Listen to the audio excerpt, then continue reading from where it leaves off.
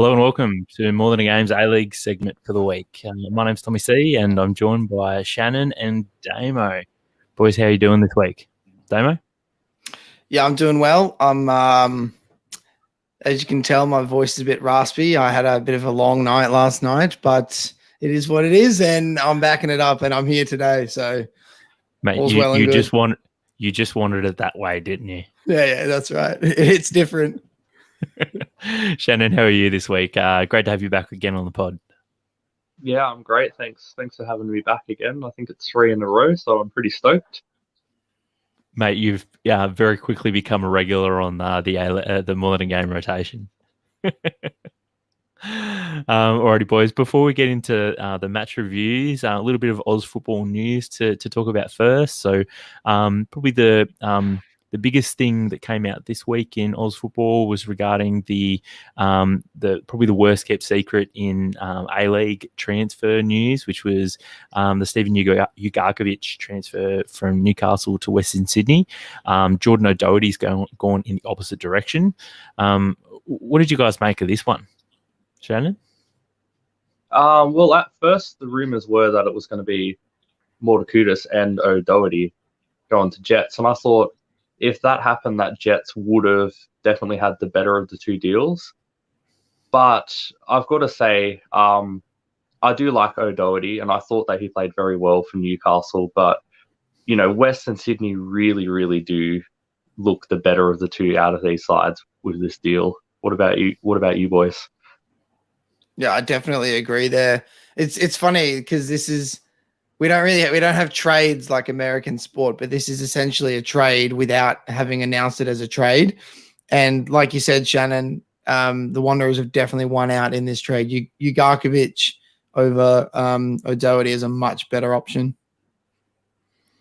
Boys, the other key thing about this transfer or this trade is that the Wanderers owner or Wanderers director is also a director of or kind of an interim director at Newcastle at the moment. So is that a bad conflict of interest, or do you guys perceive that as a conflict of interest in this scenario? I don't know. I feel like there's been a lot of movement from Newcastle to Wanderers over the last probably 6 to 12 months, especially. So, yeah, I don't know. It all seems a bit strange, but I mean, I guess when a club like Newcastle they had to have people step in, and it was one of the people from the Wanderers that has sort of helped take over that club at the moment while they're looking to sell again or whatever the situation is there.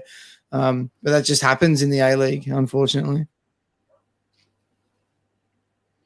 Fair enough. All right. The other thing that was in the news this week, which maybe wasn't quite as high profile as the Ugarkovic and O'Doherty transfer, was changes to the FFA Cup or the FA Cup. I'm not sure if it's going to be rebranded. Wasn't one of the things announced, but still some people were left confused.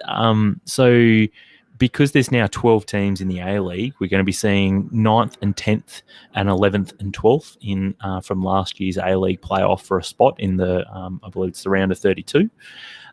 Which is, in my opinion, a positive thing. That now there's a little bit of competition, I guess, straight up for spots in the cup. There's also no automatic qualifiers for member federations to the semi-finals. You remember there was at least one team that was guaranteed to make all the way through. And probably the biggest part of the announcement was that the winner of the FFA Cup is automatically qualified. An automatic qualifier for an ACL spot, which that obviously bumps it up quite substantially in terms of what it means for the clubs in terms of the seriousness of this competition. It also means that there's no automatic spot for the grand final winner now. So a little bit controversial, I guess, that final point, because, I mean, I guess the grand final in Australia is seen as sort of the big showpiece event of a lot of competitions. And do you guys agree, I guess, with the changes? Shanen, you want to go first?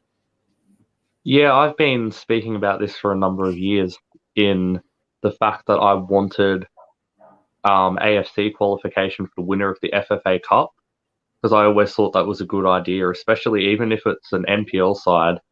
You know, I don't see the harm. It'd be even better.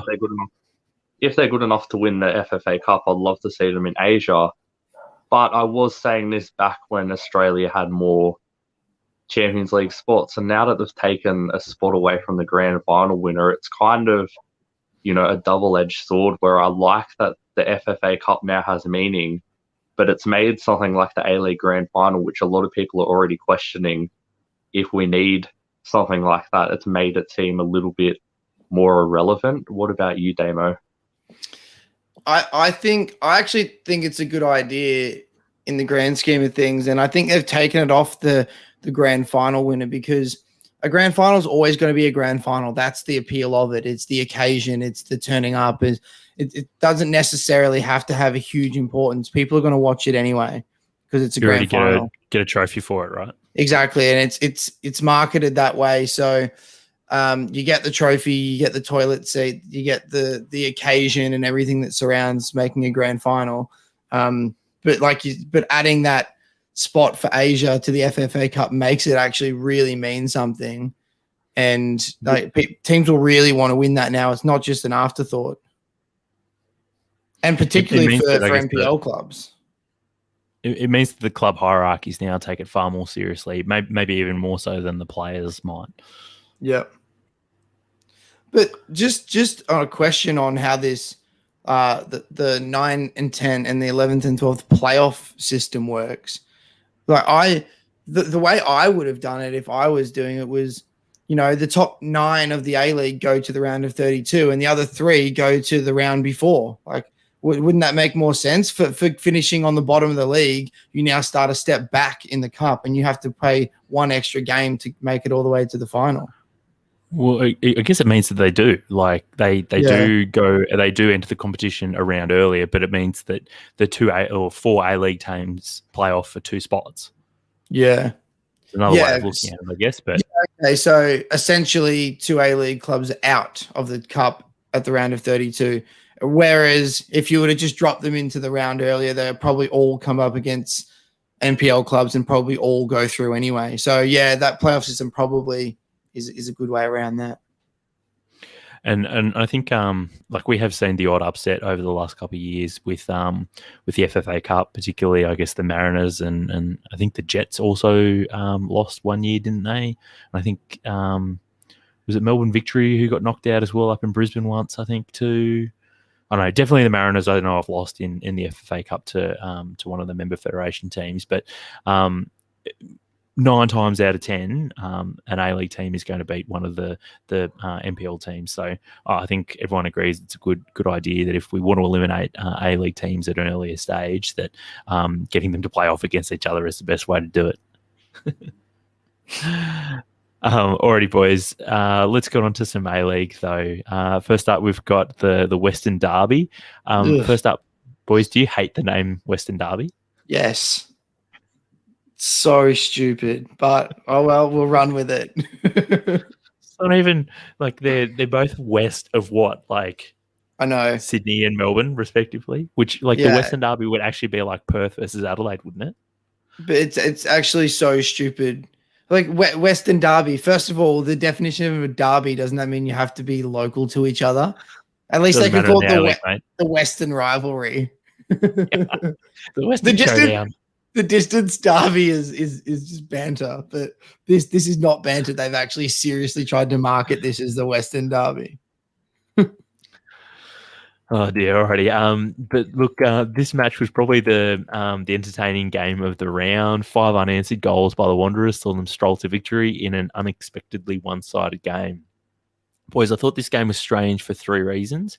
1, that the Wanderers were very good. 2, the lack of atmosphere at Bankwest Stadium. And thirdly, that the Woo were really poor. So, boys, we'll launch into each of those 3 points. First up, the Wanderers. They were really good, and I don't think anyone expected them to be really good. Yeah, the last, was it 2-3 games now the Wanderers have played, they've looked better and better each week, and they're just going from strength to strength at the moment. I think by the time the finals roll around, Wanderers are going to be a team that people are going to be talking about. But on the other hand, a few weeks ago, people would have been questioning whether or not the Wanderers were even going to make finals. Exactly. But I mean, that's just the nature of the A-League. Now everyone's going, wow, if when the finals start, the Wanderers could be a chance to go all the way. I mean, that's how tightly packed in that 2nd to 10th at the moment is in the league. It's just ridiculous. One player who I thought actually was very good for the Wanderers, and it was surprising, was James Troisi. I thought it was probably one of his best games for the Wanderers this season, which it definitely caught me off guard, and it was a bit of a reminder that he does actually have he can be a quality player when he's on his day, right? Yeah, that's the thing. 2 players who had pretty slow starts to the season and were almost written off before the season had even got to the halfway point have been 2 of Wanderers' best, which is Bruce Kamau and James Troisi. I think without those 2, the Wanderers would be a very different side. And if they can keep up the form, I know last week you put Bruce Kamau as a possible Socceroos bolter, but if James Troisi keeps up this form, do you reckon he could make the unpopular move to get back in the Socceroos fold, or is it just too late for him now? I think he burnt that bridge too long ago, Troisi. I think when he wasn't selected that one time and he's like, how are you not going to pick the Asian Cup hero in the national team or something like that? I think the public would be like, no, get him out of the team if he was selected.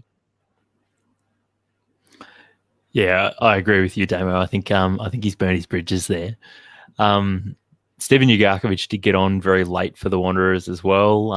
A little bit hard to tell how he's going to fit in there actually in that team. Obviously, he's coveted by Robinson, but he's obviously a pretty good addition to that Wanderers team, which I think Cox didn't even make the bench.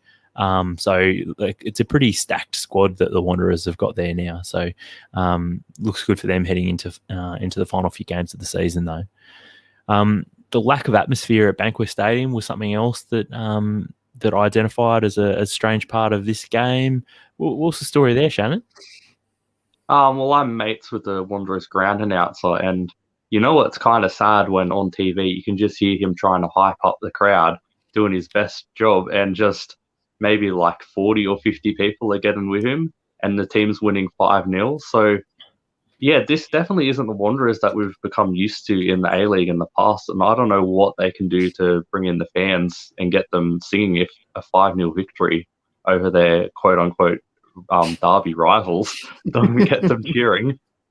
So if you follow social media, yesterday the RBB were tweeting that basically that they'd been silenced by the New South Wales police that are in attendance. The capo, I think, had been kicked out, or someone had been kicked out, and like for swearing or something like that. And I guess the tricky thing is that sometimes with the RBB, you're never really sure if it's one perspective or if it's the objective truth about what happened. But look, there was also footage of like a New South Wales policeman in the corporate area with his hand on his pistol, which, I mean, probably these 2 events sort of linked together indicate probably something that A-League fans have been complaining about for years, which is that that police come in there and they're expecting trouble, and when you're expecting trouble, you're more likely to possibly overreact to maybe a smaller issue. So I think that was the RBB being sort of silenced was a big part of the lack of atmosphere at Bankwest. And I mean, I think last week we talked about the incident in NPL New South Wales between I think it was Rockdale, wasn't it, and Sydney United. Yeah. And that was, I think Western Sydney are probably facing a little bit of backlash, I think, still from that incident. So hopefully things improve at Bankwest and for the Wanderers in the next few weeks and for the remainder of the season. Because obviously that's a big part of the Wanderers team and their success is that atmosphere and the boost they get from the crowd. One other thing was that the Woo just really poor in this game. Obviously, Diamante didn't start, and they do tend to struggle without him. But also Dylan Parias, he didn't start either, and they've been arguably 2 of their best players this season. But worrying times, I guess, for the Woo. It doesn't look like they're going to be making finals based off of performances and where they sit on the table, but I don't know. Anything else that you guys want to throw out about that? Or have I Yeah, overcutted everything?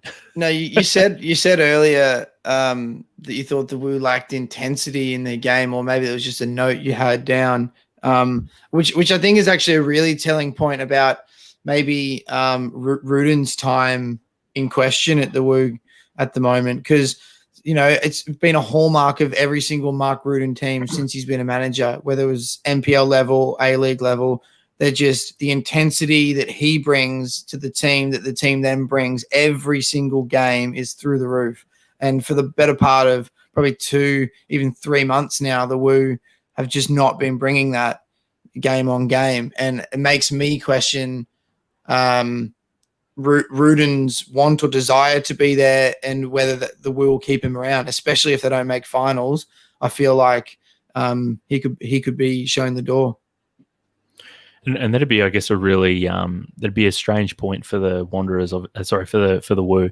Obviously, we saw at the Wanderers how much they struggled after Popovic left, and obviously there were some other issues there. But it would be sort of strange watching the Wu without Ruden in the dugout there. So, and it would be, I guess, a real changing point for the club, given that he sort of put together that inaugural squad, and there's obviously going to be lots of fingerprints all over that squad even after he leaves. So.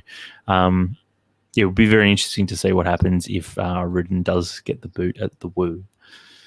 Moving on, though, Newcastle, they hosted Sydney FC in the other Saturday game, a game best summarised by all sides of the harbour on Twitter as a terrible VAR decision cancelled out by an hilarious own goal. Newcastle went up first through a penalty from an alleged handball by Bobo, which was picked out by VAR. Sydney then equalised when a Newcastle clearance was smashed into the chest of Nigel Bugard and rebounded into the Newcastle goal. Just those two incidences were just bizarre, and both of them just real A-League areas. Boys, Sydney, I guess we're in a real position here to take to bounce up the table and put some more pressure on Melbourne City and potentially Brisbane Roar as well, leading into the A-League finals. But they just weren't at the races really against a Newcastle team that really has got nothing to play for at this point in the season. I note that Bobo was replaced by Buhagiar about midway through the second half, and with no Lafondra on the bench, how does Corica fix his team? Is Lafondra the fix? I think so. I think bringing him back is a huge move for Sydney, and it reignites a bit of maybe a bit of a spark that Sydney haven't had this year. That's given them the edge over the last couple of seasons where they've seemed unbeatable. So a little bit of confidence by bringing a player like Lafondra in. That the confidence that gives the whole squad is probably going to be a big shift in momentum for them come the final series, I think. And I mentioned Bobo already about how he came off in the second half, but have you guys been a little bit disappointed with him since his return? Yeah, I've got to say, despite the fact that he scored, I think, 5 goals in 7 or 8 matches, Bobo, Lafondra, and pretty much Sydney's performance against the Jets has really showed the fact that they haven't really planned long term. And all these signings like Bobo and Lafondra are really just short term solutions to what is Sydney's problem this season. It started to show last season, and it's going to show even more next season. But they haven't really planned for the future. They've got all these players in their the wrong side of 30. And I think their average squad age is the oldest in the A-League. And rather than sticking with players who have showed some promise like Wood, Bahaja, they've just brought in Bobo, they've brought in Lafondra now, and they're just not planning for the future at all. This whole situation gives me real shades of Melbourne Victory under Muscat after Ange left. It's not Corica's team, and he's trying to sticky tape up all the cracks that are now opening up after Arnie's whole project that he planned in advance and built is now falling apart. And like you said, Shannon, it's a sticky tape bringing in Lafondra. You're not fixing the issue that's there. So it's sort of the beginning of the end of Sydney's reign. Arguably, I guess, like with losing Lafondra over the offseason, we've seen that like they're just not quite the same team that they were, and I guess I really fear for them if they were to lose a player like Ninkovic. Obviously, Ninkovic is one of the A League all time greats, but if they were to lose him to say a long term injury, or if he just said, "Nah, sorry, I've had enough," then really I think Newcastle, I think Sydney would be at real risk of dropping out of the top six and top six teams in the A League. And Damo, that is a great shout that they're exactly like Melbourne Victory, because like bringing back Lafondra and Babot is exactly like what Melbourne Victory did with bringing back Rojas and Cruz. I'm a little bit surprised that it's not in the notes, because both of us have come across that same point at almost exactly the same time.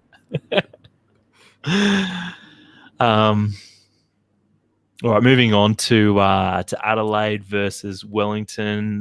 These two teams played out a 0-0 draw on Friday night. Adelaide, a bit like Sydney, had a really great opportunity to jump up a few spots in a congested A-League top six, but they couldn't see it through. Boys, a couple of points from this game.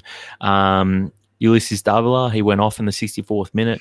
Looked like he might have been able to return, but ultimately was unable to return due to an injury. Big question marks over about whether he's going to be returning for Wellington, maybe not the rest of this season. If no Davila, does that mean that pretty much the Phoenix are done for the season?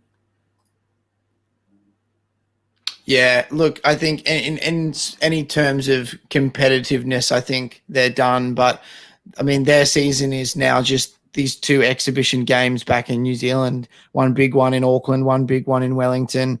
That's what their season's all about now. It's just a big coming home party, regardless of results. Wellington, the homecoming queens. And it's a real shame, I guess, that Wellington don't really have much to play for the remainder of the season now that they are going home. I mean, it'd be great if they were in the top six or sort of fighting for the top six, and the fans would be able to sort of spur that on and keep them moving in the same in a positive direction. But with no Davila, and it's unlikely that they're going to finish in the top six. I think it's like I say, they could turn into sort of exhibition games, unfortunately. The other point I want to talk about was Adelaide. Ryan Strain got sent off for a second yellow in this one on the 74th minute, and that's Adelaide's third red card in their last six. Shannon, do you think this is indicative of Adelaide just being a young side, or do you think Carl Viet's team have got a bit of a discipline problem? Yeah, I think maybe the latter. I think they have a bit of an attitude problem as well, because both teams really, this was a match that Wellington needed to win. This was a match that Adelaide probably should have won. And neither of them really showed up. Even when Adelaide got the man down, it didn't really look like Wellington Phoenix. It didn't really look like they had an extra man on the field. And it was just the game where it looked like we were watching 22 players on the pitch who just did not care. Yeah, I agree.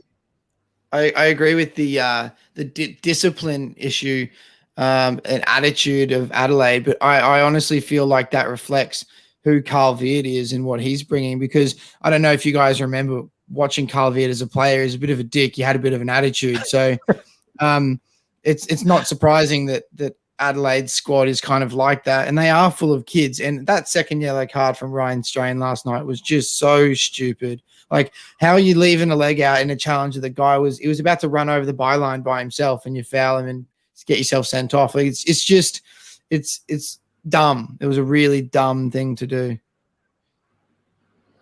And I mean, it's not like Ryan Strain is a young player either. I think he's 27, so he's a player that really should know better. Which I think saying that they're a young side, I think discounts some that some of the senior players are losing their heads as well and not doing the right things. So that's a great take, Damo, that Carl Viet was just a bit of a dick when he was a player, and now his team are just a bunch of dicks. All right. Anything else from that game, boys? Nah. Okay. All right. Moving on. Melbourne victory. They hosted McBulls at Amy Park. I think this one was Thursday night. With the VUC hoping to impress incoming coach Tony Popovich, while the McBulls had a chance to entrench themselves in the top 6 after, I guess, some mixed form over the last month or so. The VUC started promisingly after taking the lead through Elvis Kamsoba. Yep, you did hear that correctly. But 2 McBull's goals saw them take out the 3 points. Boys, this week we heard that Popper has been sort of filtering through some news to some players at the VUC right now that they may not be required for next season. Do you think that's a bit off?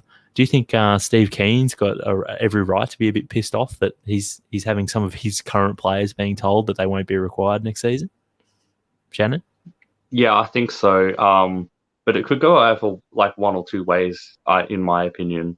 It could either make the players completely dejected and not want to perform, or let's say hypothetically, like Elvis Kamsoba was one of those players who got told no, and now he's going to play out of his skin fighting for an A-League contract next season at a different club, putting themselves in the window and saying, here's what I can do to another A-League club to possibly get a signature. It's a good point, and I guess it's not guaranteed that because someone's playing well that they're actually being told that they're being kept on and might actually spur some players on. I mean, let's face it, I think everyone here expects that we're going to be seeing Elvis Camps over at Newcastle Jets next year, aren't they? I think this, although it's a bit unprofessional from Popper to, he's not in the job yet, but he's essentially trying to manage from the outside in. But it's a win-win situation for him because at the end of the day, no one's going to care that he did this. But like Shannon said, it's either going to spur some players on to get more performance out of them. So when he comes in, they're playing at a higher level. Or if they don't play well, then he gets rid of them like he said he was going to. So Popper doesn't lose in this situation because when he starts a job, no one's going to care that he did this. He's saying that Popper's just sort of bringing out his inner Calvet. Yeah, exactly. Very similar type beat, those two. Oh, boys. Look, if there's only one other thing I want to talk about this game, it was the McBull's first goal. I thought that was indicative of everything that's wrong with the VUC this season. Because from beginning to end, I thought this was pretty terrible stuff from the VUC, and they were their own worst enemy. If I can just walk you through it for those who maybe don't remember the goal. So the whole passage starts basically with I think it's Federici, the McBull's goalkeeper. He's got the ball. Justet goes to press him, and there are no other Victory players within cooee of him. And so Justet goes to press the goalkeeper. There's no one around him, and they pretty much just bypass him really, really easily.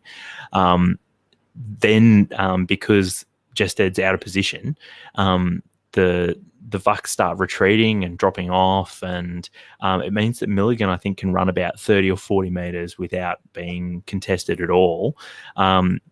The McBulls do end up turning the ball over, but then within, I think it's one, maybe two passes, McBulls have won the ball back high, and Benyat and Sasweta just basically combined to pick them off, and Sasweta's played in, and I mean, admittedly, is a very good finish from Sasweta, so it's not all, I guess, poor play from the VUC there, but fantastic finish from Sasweta, but just from the poor pressing, the lack of cohesion, I guess, between the lines from the VUC, and then to turn over the ball really cheaply in their own defensive third. It's three big mistakes I felt in about a 20-second passage of play. Everything wrong with the VUC this season. Thank you for coming to my TED Talk.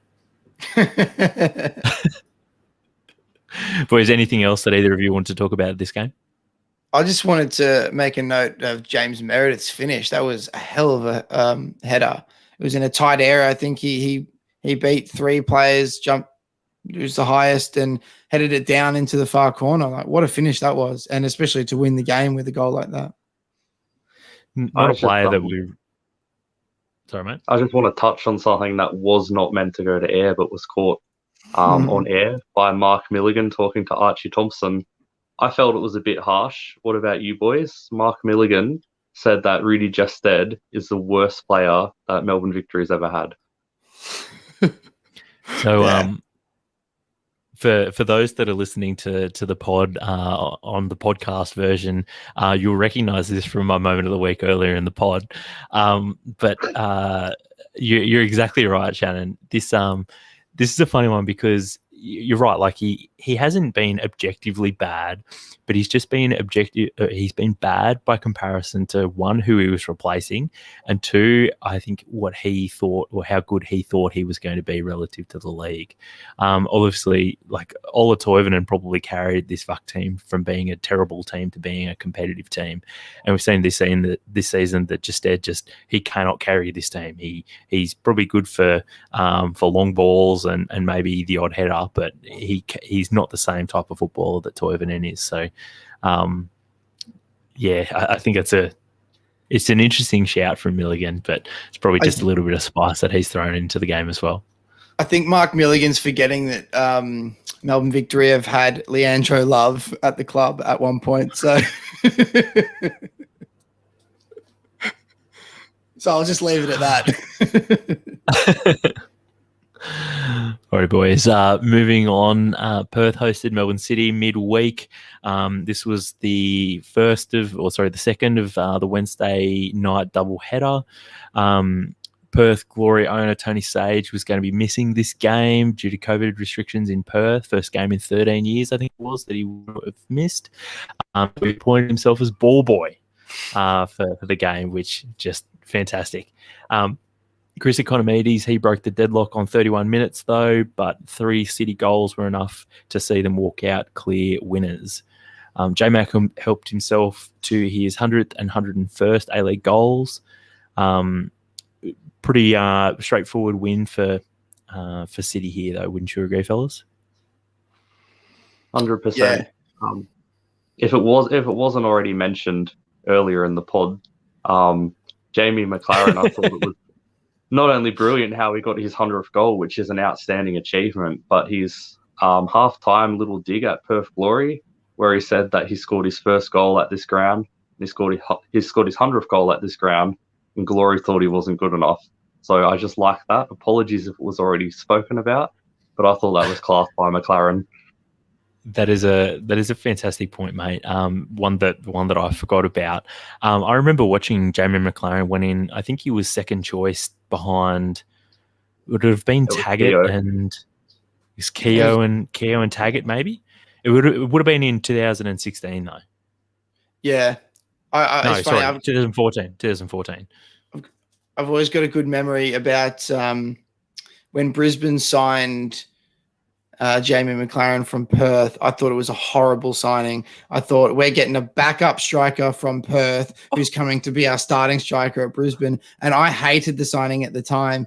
And I can easily admit now I was pretty wrong about that. I actually got blocked on Twitter by Jamie McLaren once because it was after it was announced he was coming to Brisbane and he was sitting on the bench for Perth. And I added him and said, "On the bench where you belong," or something like that.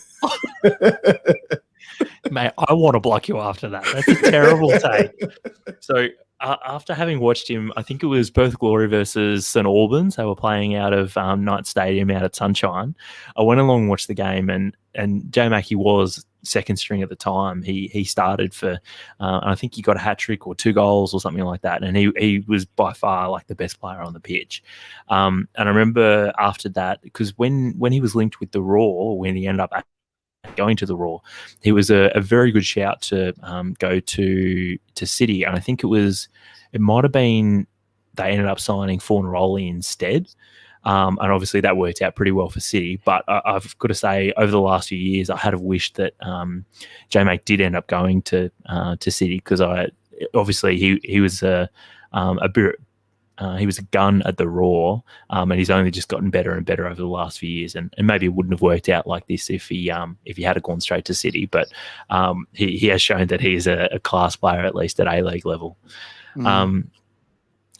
Shannon, one thing that we've talked about in the last couple of weeks, Marco Tilio, he finally got a start. Yes, our boy finally got a run, and he didn't score 3 goals and get like 50 assists like we probably thought he would have, but I thought he took his chance pretty well. And I don't think he looked out of place in the lineup. What about you boys? Yeah, look, I thought he did really well. Obviously, it was his cross-come own goal, which set things off for City. So he did have an impact, I guess, in a tangible sense, in terms of the scoreboard. But it's going to be very interesting, I guess, to see whether Kisnorbo or Des Buckingham decide to keep him in the starting 11, because I mean it's only good news for City that Naboo and Noon have both got clear competition and a player who is banging down the door saying, play me, play me, play me. And his performances so far this season have been fantastic, I think. So it bodes very well for City as they go into the finals.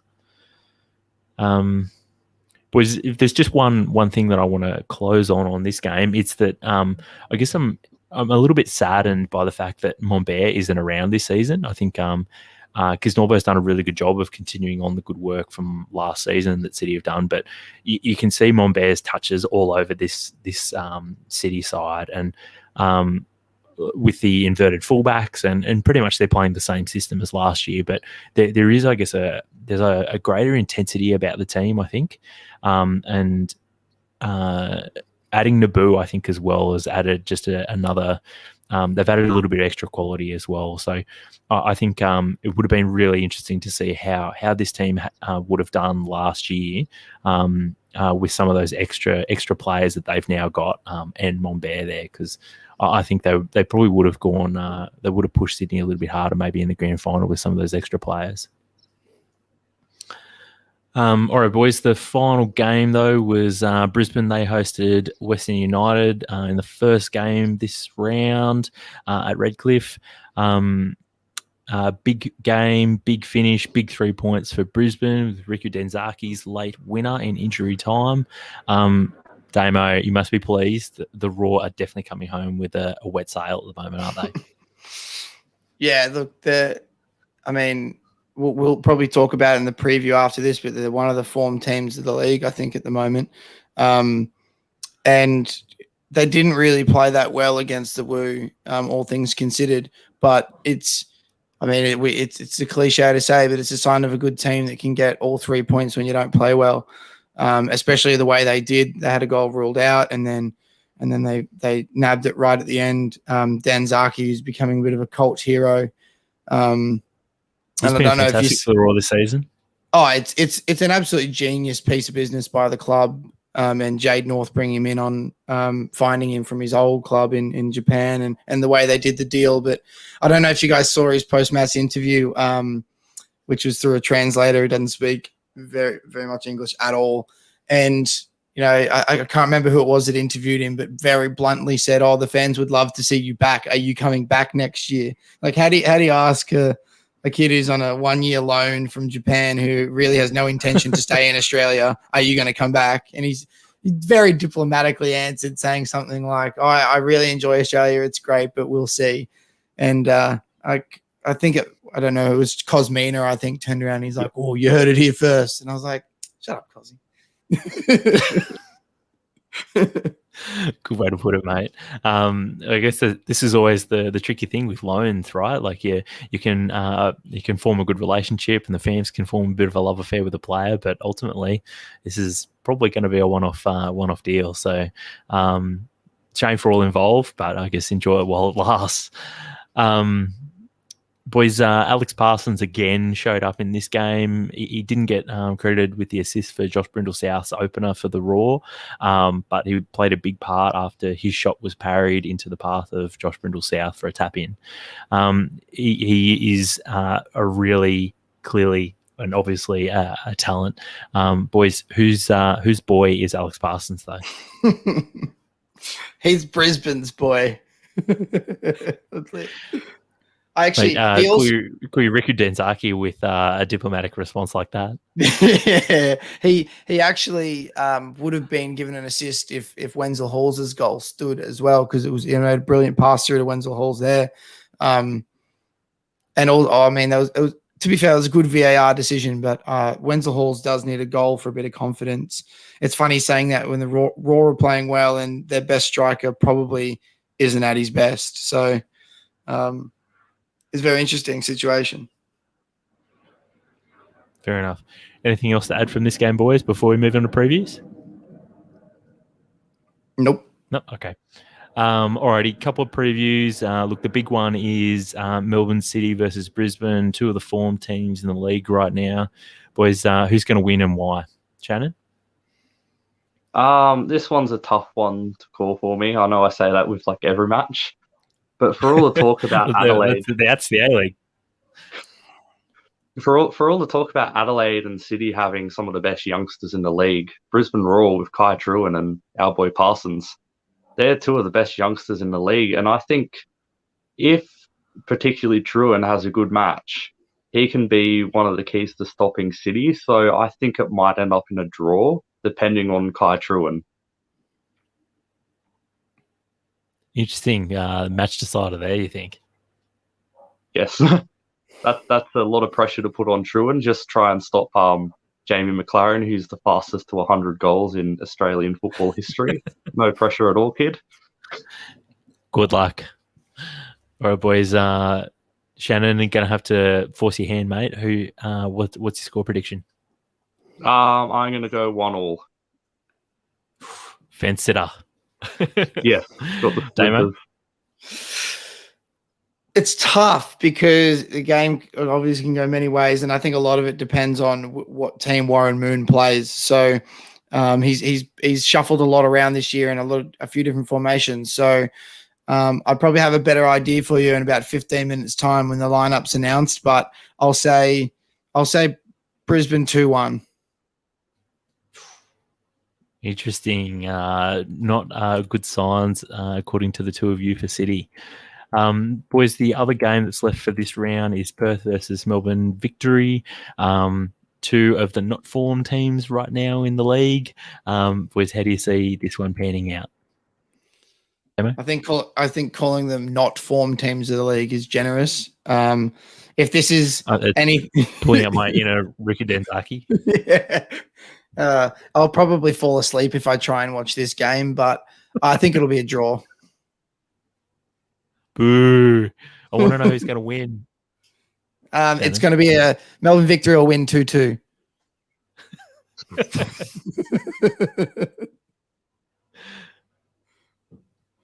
Shannon? I think we should just have a recording that we play that says, that's me just saying this is going to be a tough one to call. Because again, this is a real tough one to call, but despite how bad Victory have been this season and particularly lately, I think Perth have been worse. So I'm going to give you your win and say Victory are going to win, maybe 3-0. Ooh. Shannon, I really appreciate it. You maintaining the facade that we don't just play a recording every week saying this one's a tough one to predict, and it's the same recording, just for like we place it over different people's voices or something like that. All right, very good. Well, boys, that's all we've got time for this week for A-League, but also all we've got time for the pod in general. So.